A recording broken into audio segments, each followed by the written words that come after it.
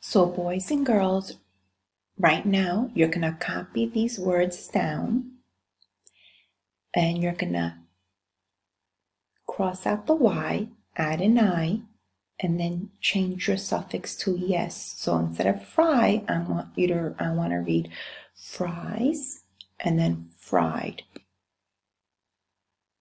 Copy, then you're going to write copies, copied.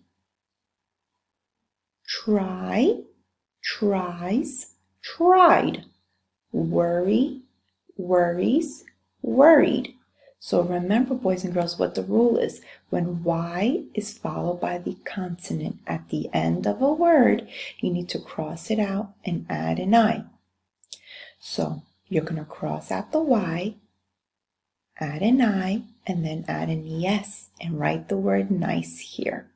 You're going to cross out the Y, add an IED. So what I want you to do is go on to copy these words down in a notebook, add the suffix ES and ED to these 4 words, and then take a picture and upload it to Class Dojo.